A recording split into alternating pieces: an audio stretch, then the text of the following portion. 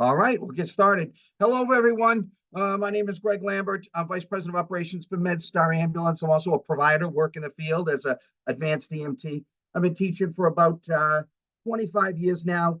I've taught at the basic, the medic level. I have done a number of presentations to the Whittier, to your staff over the years, and I'm excited to do tonight's presentation of acute coronary syndrome and acute myocardial infarction. Just a couple of disclaimers. First of all, I am obviously not an employee of Whittier. I am not compensated by the Whittier. I enjoy doing these every year, and I hope that you get a lot out of it. Also, I want to let you know that the slide presentation is an adaptation from American Academy of Orthopedic Surgeons Emergency Care of the Sick and Injured Cardiac Emergencies slide presentation. I've adapted it to this. I have authorization to do so. I purchased the rights to it. So I've changed this. So as you can see at the bottom, it says 2011 Jones and Bartlett. Jones and Bartlett is the publisher for American Academy of Orthopedic Surgeons.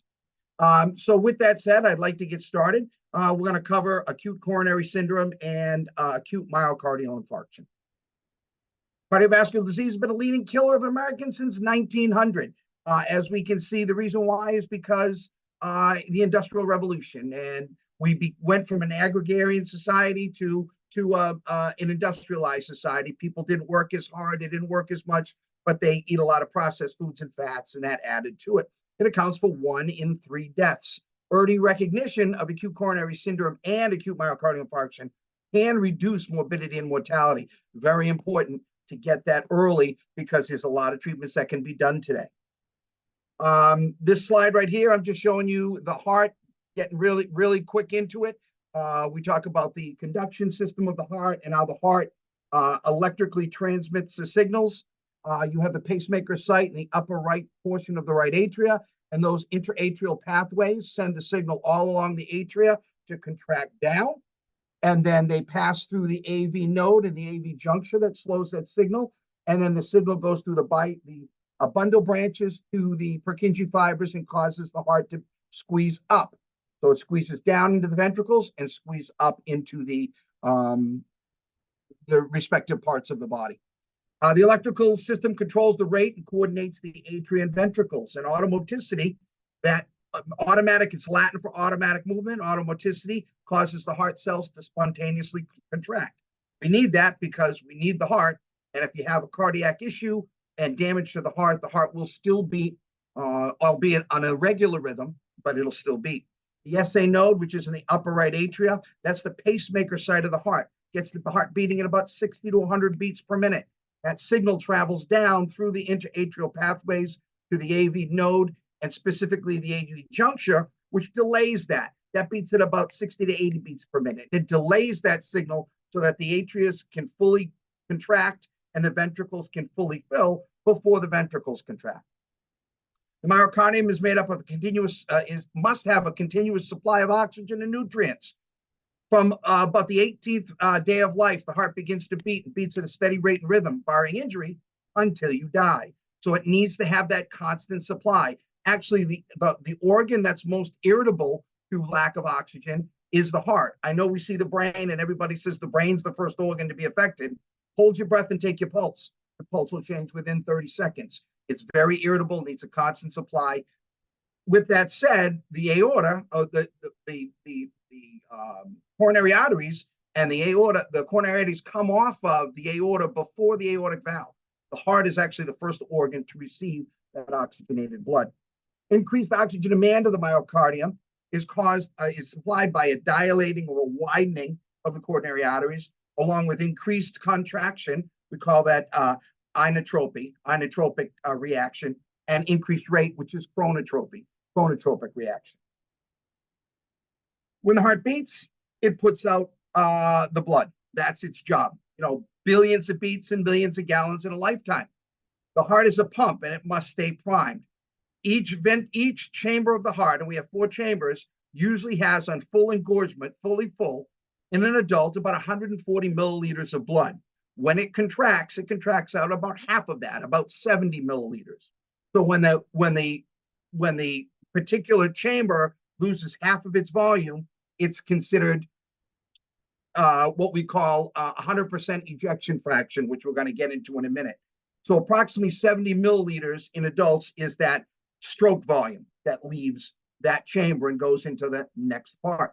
The ejection fraction, as I said, is a percentage of the blood ejected. So when the ventricle when the ventricles contract and they pump out that 70 milliliters, which is 50% of their volume, that's considered to be 100% ejection fraction. Now, we've all seen ejection fraction. It's on all, your any patient with a cardiac history, it's going to be on there. Why? Because that tells us how much blood is leaving the patient's heart. Now, we say 70 milliliters for the average adult. I've seen patients with an ejection fraction of 20% because of cardiomyopathy or damage. When you're having only 20%, that's 14 milliliters of blood leaving the ventricle. How are your patient going to present? Obviously, short of breath. They're not going to be able to, probably not going to be able to speak full sentences, and they're going to have congestive heart failure, and they're going to have all kinds of edema. These are conditions that, because the heart doesn't have the ability to squeeze enough to put out that full 70 milliliters. This can actually be measured. They can do what they call a TEE procedure, a transesophageal echocardiogram, and they can put a sensor down into the esophagus very close to the heart, and they can take an echocardiogram of the heart, and they can see how much blood, and they can measure how much blood is being ejected, and they can give you a very accurate ejection fraction. Most adults, I'm 55, 50, and so most of adults in their 40s and 50s usually have a ejection fraction, greater than 94, 95%. Cardiac output is the volume of blood that passes through the heart in 1 minute. It's heart rate times volume of stroke, what we call stroke volume. It's approximately 5 liters in the average adult. It's about 80-90% of all your blood passes through your heart every minute. When that happens, you have an ejection fraction of approximately 100%. And again, we can see when patients have reduced ejection fractions, how that plays out in signs and symptoms and presentations. So we talk about acute coronary syndrome and acute myocardial infarction. What is the number one presenting sign? Everybody talks about chest pain. Chest pain stems from ischemia, not from infarction. Infarcted tissue does not present with pain. It's the ischemia, that the ischemic cells that cry out for help. Acute coronary syndrome is a condition of reduced blood flow through the heart. That's what it is. And it can usually caused by constriction of the blood vessels, combination of, as we get older, of arterial and atherosclerosis. Arteriosclerosis is the hardening of the artery. Atherosclerosis is the buildup of fats and plaques. And of course, that's one of the reasons why we want to make sure that we have our triglycerides, our LDL, our HDL measured. Your HDL is the healthy, your LDL is the unhealthy. You want to have 3 times as much HDL as LDL, and you want to make sure they're down below 200. Why? Because the more cholesterol you have, the more potential for blockages, which can lead to acute coronary syndrome, which can lead to an MI. Of course, ischemic heart disease may involve one or more parts of the heart. You can have an occlusion anywhere, and we're going to talk about that in a minute. And that may present the heart with a different EKG reading, a different readout on the EKG. If blood flow is not restored, tissue dies, leading to the MI. It can be caused by a thrombus, an embolus, or a thromboembolic origin. Right? You can have a thrombus that breaks free, travels, moves on down further into the coronary, into the cardiac blood flow system, and it can cause an occlusion. So right here, we can see the cross-section of a normal artery, and below that, we can see the cross-section of an artery that's filled up with plaques and fats. One of two things can happen. You can get a stress. One of the most common times of a heart attack is Monday morning heart attack. Go to the hospital if you want to see heart attacks. A Monday morning seems to be the most popular time. People are stressed out in the morning after a weekend of relaxing. Got to get the kids up. Car won't start. Late for work. All that stuff. And it can cause it. We see an increase in heart attacks in the fall, or in the winter, in the winter time, fall cleanup, winter with the snow. We see it in spring cleanups. So it's common when you have increased stress on the heart. And as you can see right there, you can see the narrowing of the artery. And one of two things happen. Either the pressure from the stress causes a crack in that lumen. And when that crack happens, the body treats it like endothelial tissue and rushes platelets to it to fix the crack. And when it does that, the platelets aggregate, catch red blood cells, begin a clotting process that narrows that artery and closes it off. And that's a thrombotic heart attack. Or what can happen is a piece of that plaque can break off and travel further on down into the circulatory system and cause an occlusion further on in a smaller blood vessel in the heart, and you can have a heart attack that way. So it can happen from a couple of different mechanisms. So the controllable risk factors for acute coronary syndrome and heart attacks, smoking is a big one. If you smoke, stop. If you don't smoke, don't start. Diet is a big one. Exercise is a big one. Reducing stress, that's a big one. Uncontrollable factors, older age, it's kind of a numbers game. As we get older, we're more likely to have that. We can stave it off with exercising and eating right and taking medications when necessary. Family history. Family history is important when it comes to cancers and when it comes to cardiac issues. Family, especially when we talk about hyperlipidemia. And then being male, men are 5 times more likely to have a heart attack than women or have a cardiac event. Women are 5 times more likely to suffer a serious or fatal response to it, most of the time, because women will have what we call atypical presentation. Men will present with chest pain, epigastric pain. Sometimes women present with abdominal pain and mid-scapular pain. A lot of times women, because they can handle internal or visceral pain better, that doesn't present the same way with them. We have to be really aware of subtle changes, and that's what we're going to talk about in a minute. Acute coronary syndrome is caused by myocardial ischemia. Two of the common ones are angina pectoris and acute myocardial infarction, or acute coronary syndrome can lead to the acute myocardial infarction. Angina pectoris, Latin translated, literally means pain in the chest. It occurs when the heart's need for oxygen exceeds supply. This is one of the reasons why people take nitroglycerin tablets or sprays, because it dilates and widens the coronary arteries, increasing oxygen flow, reducing cardiac demand, relieving pain. It's a crushing or squeezing pain. A lot of times patients with angina will feel like they're having a heart attack. A matter of fact, in the EMS, the pre-hospital side, we tell providers we don't discriminate between angina and a heart attack. If a patient is having chest pain and it presents like a cardiac event, we treat it as such. Now, angina many times can go away or be relieved with rest, nitro, or even oxygen if the patient is short of breath. We still don't say, oh, you've got the nitro, you're feeling better, okay, here, take a refusal. We always want to get to the hospital. And it's important to understand that, because if it's not treated, it can lead to death or permanent heart damage. Should be taken as a serious warning sign. About 40% of patients with angina will have a significant cardiac event within the following year if it's not properly treated. Now, people live with angina for a long time. Sometimes they have to go in and have stents and procedures, maybe bypassed in order to correct the issue. But people live with it, and they take nitro and the whole 9 yards, which works. But again, it has to be treated as a whole treatment window. We have to do exercise and diet and medication and follow-ups with your cardiologist. It's not just like, okay, I've got some nitro, I'm good.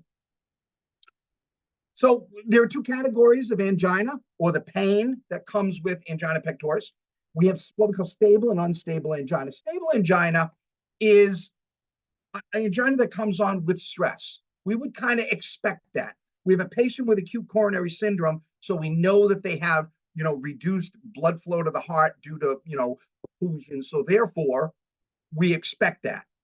So stable angina usually can be relieved with rest and nitroglycerin. Like I said, maybe oxygen if the patient's short of breath. Whereas unstable angina comes on with fewer stimuli. With unstable angina, they could be sitting down watching a ball game, eating chips, and get chest pain, or wake up in the morning with chest pain. That's what we call unstable angina, and that's far worse. That's far of a worse prognosis for the patient. That they're more likely, unstable angina is more likely to lead to a cardiac event. Treating angina patients like heart attack patients. It's very important because it's ischemia, right? And sure, the nitro may relieve it, but there's still an ischemic event going on. And that's number one. And number two, you put the patient on a monitor. As I'm going to show you, sometimes patients will evolve. I've had patients presenting with normal EKG or fairly normal, or mild changes in an EKG, but with significant symptoms. 20 minutes later or 15 minutes later, when we get to the hospital, we run another EKG, another 12 lead, and we see massive, ST elevations. We call that a STEMI. So it can evolve pretty quickly sometimes. It depends on the occlusion, where it is, and the physical attributes of the patient. Heart attack pain signals actual death of cells. Unlike ischemia in angina, which indicates unlike the pain from angina, which indicates ischemia, in a heart attack, the cells actually die. Now, when the cells die, they produce scar tissue. They do not produce pain. The surrounding tissue, the surrounding myocardium, is what produces the pain. It's the cells that are ischemic, not the ones that are dead. Once cells die, they cannot be revived. Clot-busting drugs like thrombolytics can be given to patients, and angioplasty can be given to patients within an hour. They like to have, when we get patients to UMass, they like door to cath within 60 minutes, less if possible. So from the time we pull in, bring the patient in, the doctor, maybe the cardiologist will assess the EKG, run them down to the cath, set them up on the cath table, provided it's open, and they want the patient catheterized within 60 minutes, door to cath within 60 minutes. Because after 30 minutes, you're having after 30 minutes of a cardiac event, you're beginning to have permanent cardiac damage. We want to limit that. We always say time is tissue, right? Some of the medications that they use for the thrombolytics is emanase, retivase, streptase. Many times they'll start the patient on heparin almost immediately, and then they'll go to the thrombolytics. They might take the patient down to the cath lab and do the coronary coronary angioplasty. They might even put in stents. They were using medicated stents for a while. They've kind of shied away from that because they found side effects from the medicated stents. But stenting patients does work. And all a stent in is it's a wire mesh, almost looks like a window screen. And when they put it in the artery, they first put in they guide the wire through the femoral veins. Sometimes they can go up through the radial artery, and they go in, they find it through radiology. They find the blockage, they put in a balloon, open it up, and then they can put in a stent. And that stent holds that artery open from where that blockage was. So that may be a treatment as well. If they have a blockage that can't be fixed by a stent, then they end up having coronary artery bypass graft.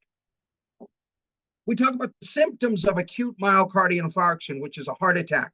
Many of the same symptoms, maybe not as pronounced, will be present with angina. So we have to make sure that we assess the patient and make the proper determination. In EMS, you have chest pain, you call us, we're going to take you. And that's the way it goes. You're going to get an IV, you're going to get nitro, you're going to get aspirin, you're going to get an EKG, you may get oxygen, which we'll talk about in a minute, and then we'll transport you. So signs and symptoms: weakness, nausea, and sweating. It is possible as we get older, after about age 30, we lose about 1% of all our body systems every year. And that's why they say the maximum expected age for humans is about 130. So by the time you're 80 years old, you're running at about 50% what you were at 30. That includes your nerve fibers. So you can have an elderly person in their 80s, a female as well who handles internal pain better, and maybe a patient who's a diabetic who may have, male or female, a diabetic who have reduced nerve function and polyneuropathy. They may not have chest pain at all. They may just complain of nausea or a little abdominal pain or just shortness of breath. And you'll look at them and they'll be cool, pale, and clammy. They'll be short of breath, and they'll be like, oh, I think I've got a fever. I think I might have a flu. We always take that, especially with an elderly patient or a female, we always look at that and say, okay, this may be a cardiac event. Because women, diabetics, elderly patients can have um, um, atypical presentations. The chest pain is not always there. I've seen patients with massive MIs who registered very little to no chest pain. So chest pain is not the be all end all. We have to look at the patient as a whole. What is the skin like? What is the heart rate like? What is the patient, their GI system? They have nausea and vomiting, that kind of thing. With an MI, the pain will not change. It will not get better. Whereas with acute coronary syndrome angina, they might get better if they sit and relax and take a nitro. Not always, you're not going to get that much of a change, if any, with an MI. The pain can radiate. It can go into the jaw or the left or right arm. It can go in the abdomen. Abdominal pain is very, very common. Neck pain, mid-scapular, epigastric pain. A lot of people think they're having heartburn. A gallbladder attack, cholecystitis, can present much like a heart attack can. Sometimes patients can have an irregular heartbeat.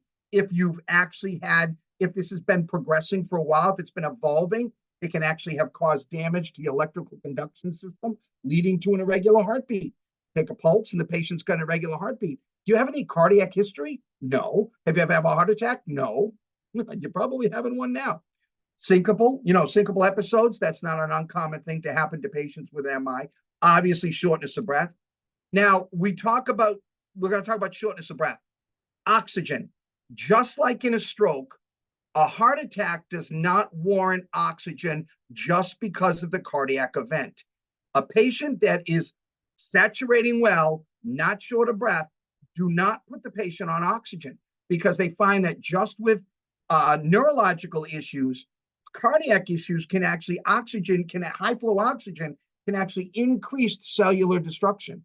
So we don't want to do that. If the patient's short of breath, if they're showing signs of hypoxia, low pulse ox, absolutely oxygen. But we don't prophylaxically put patients on oxygen just because they're having chest pain or a neurological event, a stroke, as it were, because of the potential for other damage. Obviously, when you get to the hospital, they're going to draw blood, they're going to draw labs, and we're going to look for the cardiac markers, right? The gold standard, the troponin, right? Anything above the level of 0.1 is questionable. The higher the troponin level, the more cardiac damage. That is the sign of cardiac damage. That's a marker that indicates cardiac damage.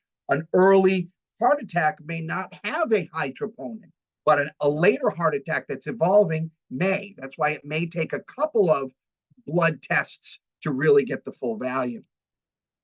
You can have patients that, if patient has a heart attack, immediately you have that. Once you start having the cardiac damage, a patient can develop a cardiogenic shock. So cardiogenic shock will start once a patient has heart damage. Once the heart can no longer beat properly, cardiogenic shock begins. It's shock generated in the heart. Usually when you have developed things like pink frothy sputum, that's a result of CHF, congestive heart failure. That's blood, that's fluid backing up in the lungs because the heart doesn't have enough squeeze or enough rate to push the fluid out. And so it backs up. Usually that takes about 24 hours to really present.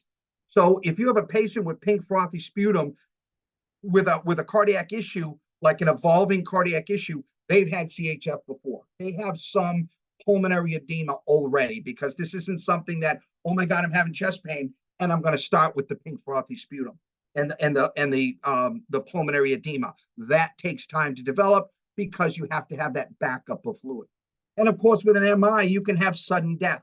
The heart can just kind of stop, or go into ventricular fibrillation, ventricular tachycardia, which we'll talk about. And MI pain, again, differs from angina pain because it's not always due to exertion. You can get it in the morning, waking up, you get it driving to work. It usually lasts 30 minutes to several hours. And a lot of time, patients don't recognize the significance of it, even though that, the buzzword heart attack and everybody talks about it today, people don't realize it. And so they can go a few hours before they recognize, wow, this chest pain isn't going away. I guess this is an indigestion. In the meantime, they've actually had some cardiac damage, some permanent cardiac damage. So it's very important that when we identify the potential for a cardiac issue, we step in right away and begin that, because how long have they been going before they recognized? And of course, with an MI, you're not always going to be relieved with rest and nitroglycerin. You might have some mild relief, but you're not going to have a lot of relief. It's not going to feel better. Heart attack patients may not realize they're experiencing a heart attack. Like I said, they might think they're having, indigestion. Maybe they've had gallbladder attacks before. They think it's a gallbladder attack. So it's important that we identify the signs and symptoms. Heart attack and cardiac compromise physical signs you're going to see. Patients are going to have fear. They're going to have a sense of impending doom. Oh my God, I'm going to die. A lot of times patients who are having a really bad cardiac event, they're going to say that. They may even know that they're having a cardiac event. Nausea, you're going to have that poor circulation. You're going to have a faster, irregular, or maybe a bradycardic heartbeat. If you've affected the, if the occlusion is an anterior or a in the atria area, you could very well have an effect of the pacemaker site, and so the patient ends up with a bradycardic. So the three serious consequences of a heart attack are obviously sudden death, which results from the cardiac arrest. It does happen. Patients have massive heart attacks, and they drop. Cardiogenic shock, which starts pretty rapidly once the patient's heart is damaged to the point where it begins to lose functionality. Cardiogenic shock, that's cardiogenic shock, basically. CHF, again, takes about 24 hours after cardiogenic shock has taken effect to begin. And a lot of times we can treat that or the symptoms of it. We talk about heart attacks. There are all kinds of minor heart attacks, but the big ones we talk about is what we call STEMI and NSTEMI. A STEMI on the EKG is just ST elevation MI. And if you look right here, if you look at my pointer there, this is where the T wave is. And as you can see, instead of being an isoelectric line, it jumps right up into the T wave. So that's ST elevation, right? And usually elevation, each one of those little blocks is about 1 millimeter. Usually 1 millimeter of elevation begins to make us thinking. If it's 1 millimeter of elevation or more, okay, it looks like there's a potential for something here. We need to look deeper. So this is a very serious one. This could be minutes to hours from it, as you can see, the hyperacute T wave. And then as the heart begins to have permanent damage, the rhythm will change, because you're affecting the conduction system in the heart. So you can see the rate changes here, or the rhythm changes a little bit, and you begin to have that beginning of cellular death. The ST elevation, when you have the elevation, that's a sign of ischemia, whereas you have the depression would be a sign of ischemia. And then you can see at 1 to 12 hours, you can also have this Q wave developing, which is right here, and then an inversion after 2 to 5 days. Patients do have heart attacks, and they don't know it.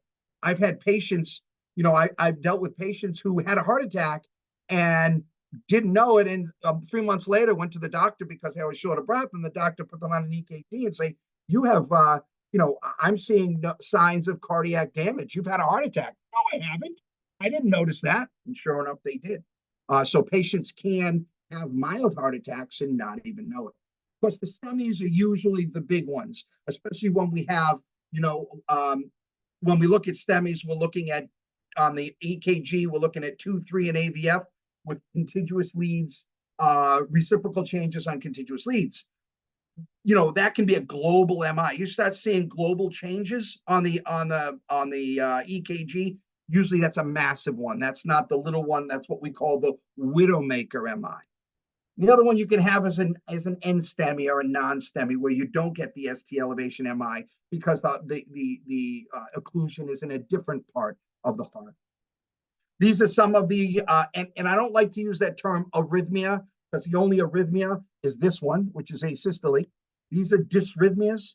The first one is ventricular tachycardia. Anything greater than 150, usually the patient will be severely symptomatic too unresponsive. The AED will actually shock somebody at a rate greater than 150. I could be right here now teaching you at a rate greater than 150. It is possible. You put the AED on me, it'll shock me and kill me, basically. But as a general rule, patients greater than 150 usually are not that responsive. Below that is ventricular fibrillation, and that's a little bit different. That's the heart quivering. That's the most common rhythm for cardiac arrest. Even though we say cardiac arrest, it's not the heart stopped. It's just that the patient, we won't feel a pulse, but the patient, the heart may be beating very fast, as in ventricular tachycardia, or beating irregularly with an irregular rhythm, which we call ventricular fibrillation. And of course, the defibrillation restores cardiac rhythms. We've seen since the introduction of AEDs around the country, and in schools and grocery stores and airports and bus stations and theaters, we've seen a massive increase in survivability. What used to be terminal in the 1960s, people survive from. I've taken people to the hospital, massive STEMI, and they're out in 2 days because they caught it. They got to the hospital, door to cath in 30 minutes. They restored blood flow to the heart, minimal heart damage. In 2 days, they're home. That would have been a terminal issue, even 40 years ago. So, it's amazing what they can do today. It's amazing, what we can do to keep people alive and to save people. And of course, then there's asystole. If you get to a patient, obviously when we get to a patient in asystole, that reflects a very long period of ischemia. Usually these patients are not coming back, especially elderly. Sometimes children can respond from asystole and they can rebound back. Children have a great compensatory mechanism, but usually older patients my age and older, do not respond well to asystole. And that's basically CPR and epinephrine and transport to the hospital. Cardiogenic shock. So once the heart has that damage and it begins to improperly pump, you end up with cardiogenic shock. It's often caused by a heart attack, but not always. You can end up with pericarditis, myocarditis, endocarditis, that can cause it, myocardial trauma, cardiac contusion. Any number of things can cause cardiogenic shock, but most often it's caused by a cardiac event. The heart lacks enough force to pump blood throughout the circulatory system, and in that sense, blood backs up. And you can get fluid that backs up, you can get what we call peripheral edema, which would be swelling in the legs specifically, but also in the hands. You get ascites or fluid in the abdomen. You get sacral edema. But with that will come that CHF, that congestive heart failure. Patients with cardiogenic shock can be given inotropic agents to increase heart contractility, to increase the heart's ability to contract. Milrinone, digoxin, isoproterenol, enoxamone, and metoprolol in conjunction. Those different medications can be given to a patient to help the heart squeeze, to increase the ejection fraction. Patients with cardiogenic shock, their ejection fraction is well below 50%. So we need to increase that ejection fraction, and we do that by increasing the squeeze. Increasing the rate, yes, but increase the squeeze more. So in congestive heart failure, the increased heart rate and enlargement of the left ventricle, because of that swelling, because of that backup of fluid, can no longer make up for the decreased lung heart function. Lungs fill up with fluid, you get dependent edema, and then those patients end up on long-term, diuretics. They take Diaril, they take HCTZ, they could take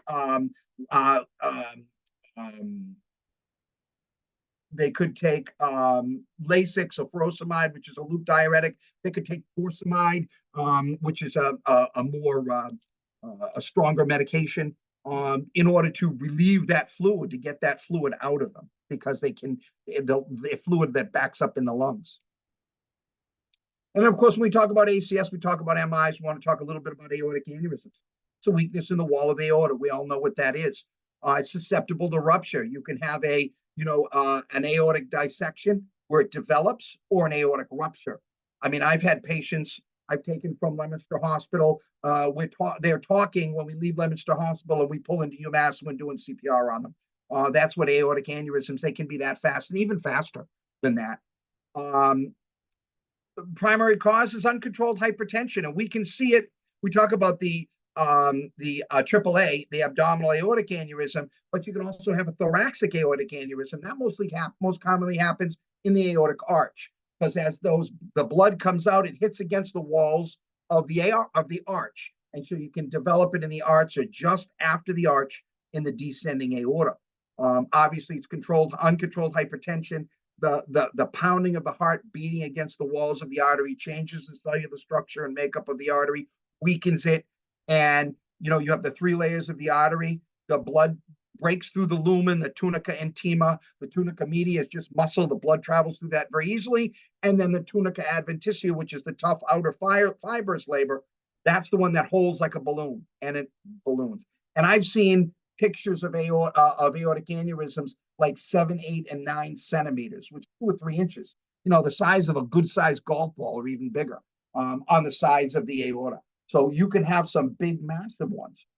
Patients most commonly will present with a dissecting aneurysm, with that tearing abdominal or mid-scapular pain, mid-epigastric pain. They feel like they're being cut with a knife. It's a sharp pain, and it's 10 out of 10 on onset. Your cardiac events, like your heart attacks, your angina, will come on kind of slowly, and they'll kind of build. With an aortic aneurysm, it's wham, 10 out of 10. Oh my God, what is this? Something's stabbing me inside of me. Shortness of breath, unequal pulse pressures. You'll take a pulse on the right side, take a pulse on the left, and they'll be different. Blood pressure on the right might be 160 over 120. On the left, it might be 90 over 40. You'll have a huge difference in pulse pressures, which is one of the classic signs, right? When patients lie down, especially thinner patients, you can actually see a pulsatile mass in the epigastric region, and that's usually where the abdominal aortic aneurysm is. You won't see a pulsatile mass in the thoracic aortic aneurysm because of obviously the sternum. So heart pacemakers and heart surgeries. Many open heart surgeries have been performed in the last 20 years, in the last 30 years. The gold standard for treatment is the coronary artery, is the angioplasty, is having a catheterization. Now, if they go to do the catheterization and they cannot clear the blockage, then the patient will go in for a coronary artery bypass graft, where they harvest from the veins in the forearm, they harvest the veins in the leg. If they have to do a multiple bypass where they can't, they can actually harvest from from donors. I've even heard of pig veins being used. What they do is they don't remove the blocked artery, they reroute a new one around it. So you have what they call collateral circulation. Your body develops collateral circulation anyway. If you took my heart out, you took my 11-year-old son heart out, and you looked at him, I would have 5 times more blood vessels coming off of my heart than he would, because we develop this collateral circulation due to blockages over our lifetime. Blood vessels naturally narrow and close off, and you build these collateral circulations. So all you're doing is manually making collateral circulation. Sometimes you'll see the zipper scar in the chest where they open it up, but there are new procedures now where they can spread the rib and go in robotically and do them. If it's a single bypass or a double bypass, they can actually do that. So you may not see the zipper scar like you say. Now, some patients will end up with implanted pacemakers. If a patient has a heart attack that causes the damage, they'll end up having to have a pacemaker put in, and a pacemaker will actually set the rate of the heart. That's that PTCA, the percutaneous transluminal coronary angioplasty. That's where the balloon goes in and inflates, and they can put in a stent. Again, they may not have a long chest scar. They may. So that's why history is so important. And, in EMS, history, 80% of patient care in EMS is a history, because we need a good history from these patients. Cardiac pacemakers, they maintain a regular rate and rhythm. You can have a pacemaker, you can have a defibrillator, You can have both a pacemaker and a defibrillator. You can have a single chamber and a dual chamber, which means I can have a pacemaker that rates my atria, and I can have a pacemaker that paces my ventricle, or I can have one that rates both. And that pacemaker will continue to beat. Even if the patient dies, when your patient has a pacemaker, if they are pulled off of life support, if the agreement has been made to terminate resuscitative efforts, they have to run a magnet over the pacemaker to stop it because it'll keep pumping. That's what it's designed to do. Usually it's underneath the skin on the non-dominant side. Electrophysiologists and cardiothoracic surgeons will put a cardiac pacemaker or defibrillator on the non-dominant side. So 90% of the world population is right-handed. It's on the left. 10% of the population is left-handed. It's on the right. And those are the ones we have to put the AED pad a little bit down when we're using defibrillators, about an inch below. And that's what a cardiac pacemaker looks like. They have many different models. This is kind of an older model. They have new models that look like little squares. They're very thin. They have batteries that last up to 5 years. They can interrogate them. You can actually have a computer sensor that's plugged into the computer. You go into a program. You put the sensor right on the defibrillator. It reads it, sends that signal right to your cardiologist in real time, and he can interrogate it. He can read it, and he can see if you've had any issues or events from that. When pacemakers malfunction, it can present like cardiogenic shock. It can present with syncope, dizziness, weakness. Patient will have an excessively slow heart rate, which will produce all these different things. These patients need to go to the hospital. They may have to have a replacement. Maybe it's a battery issue. Sometimes you can develop what they call vegetation. The wires that go into the heart can develop what we call vegetation or bacteria on them. And then they have to remove those wires and replace it. The implantable cardiac defibrillators do the same thing as a defibrillator outside. They shock the heart if the rate is too high, like in ventricular fibrillation, ventricular tachycardia greater than 150. If we have a patient that has an internal cardiac defibrillator, we treat them and it's obviously not working. If they're unresponsive, we treat them in our way. Don't worry if it's going off and the patient jumps, it's not going to affect you. Cardiac arrest, the complete cessation of cardiac activity, absence of a carotid pulse. We all know that. The heart may be beating. It's going so fast we don't feel it. Rates greater than 150, or more commonly ventricular fibrillation. This was terminal before the external defibrillator, before treatments for like angioplasty that we can do now. As long as we get the heart going, we can get the patient in, clear the blockage, and fix the problem. And patients, again, they fare very well as opposed to years ago when they did not do so well. Especially now with today's developments, we have in EMS, we have the Lucas, which is the automatic compression device. It does compressions, which saves one provider from doing that. We have ventilators now that work very well. They work in conjunction with the Lucas, so it saves a provider to do other things, deliver medications, do other kinds of assessments. So patients are really faring very well now from what they used to. This is with a monitor that this is kind of an older monitor, the LifePak 20. There are many models of monitors, Zoll, LifePak, GE. Monitors do a number of different things. They do 4-lead EKGs. They do 12-lead EKGs. We use a 4-lead EKG as just to look at the heart and to see if we see a good rhythm, we say, okay, we'll monitor them. If we see anything weird, we go to the 12-lead. If the patient's having chest pain, you automatically go to the 12-lead. The 12-lead is diagnostic. The 4-lead is just an indicator. It's like putting a pulse ox on a patient and just watching the pulse ox. We can see changes. That's what the 4-lead is for. But a 12-lead really takes a snapshot and tells us an entire 360-degree of the heart. And that's where we can identify a septal injury, a posterior injury, an inferior infarct or a superior infarct. When AEDs are used as defibrillators, most AEDs now that are out there, or most monitors, will be what they call a biphasic monitor, and the shock goes in two directions.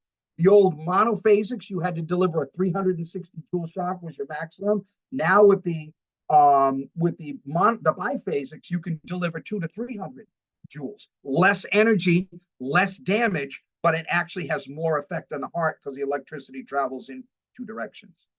And of course, the defibrillators do many other, the monitors do many other things that defibrillators don't do. We can pace patients if patients are severely bradycardic. And I'm not talking about a patient whose heart rate's in the 50s, but they're asymptomatic. I'm talking to patients whose heart rates are in the 30s and 40s, and they're short of breath, and they have CHF. We can pace these patients. We get electrical mechanical capture, and we set that, and every time the pads and electrical shock goes to the pads, it causes the heart to shock. It's great for patients who are severely bradycardic.